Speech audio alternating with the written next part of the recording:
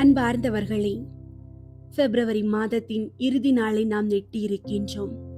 இந்த ஒரு மாதம் முழுவதும் திரு குடும்பத்தின் நிழலில் நாம் பயணித்தோம்.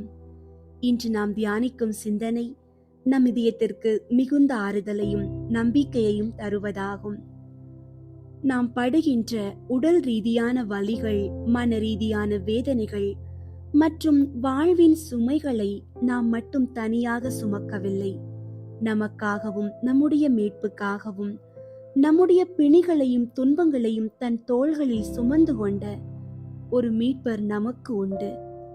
தவ காலத்தின் இந்த நாட்களில் சிலுவை சுமந்த இயேசுவின் உருவம் நம் கண்களுக்கு முன்னால் நிற்கிறது. அவர் சுமந்த அந்த சிலுவையில் நம்முடைய நோய்களும் கண்ணீரும் தோல்விகளும் அடங்கி இருந்தன. திரு குடும்பத்தின் வாழ்வில் அவர்கள் சந்தித்த ஒவ்வொரு சோதனையின் போதும் இறைவன் அவர்களோடு இருந்து அந்த சுமையை தானும் தாங்கிக் கொண்டார். இன்று நாமும் நம்முடைய கவலைகளால் நசுக்கப்படும் போது, ஆண்டவரே என்னால் முடியவில்லை என்று கதறும் போது, அவர் நம் அருகில் வந்து நம்முடைய பாரத்தை பகிர்ந்து கொள்கிறார்.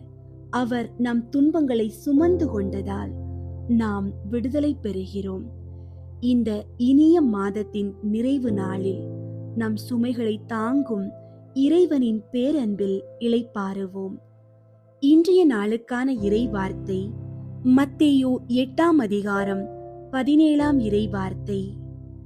அவர் நம் பிணிகளை தாங்கிக் கொண்டார், நம் துன்பங்களை சுமந்து கொண்டார் என்று இறைவாக்கினர் எசாயா உரைத்தது இவ்வாறு நிறைவேறியது.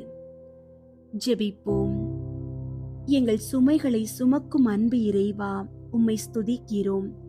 இந்த பிப்ரவரி மாதம் முழுவதும் எமது குடும்பத்தை பாதுகாத்து வழி நடத்திய உமது பேரன்பிற்காக நன்றி கூறுகிறோம். ஆண்டவரே, எமது வாழ்வில் நாங்கள் சுமந்து கொண்டிருக்கும் தீராத நோய்கள், மன அழுத்தங்கள் மற்றும் குடும்ப பாரங்களை இன்று உமது பாதத்தில் வைக்கிறோம்.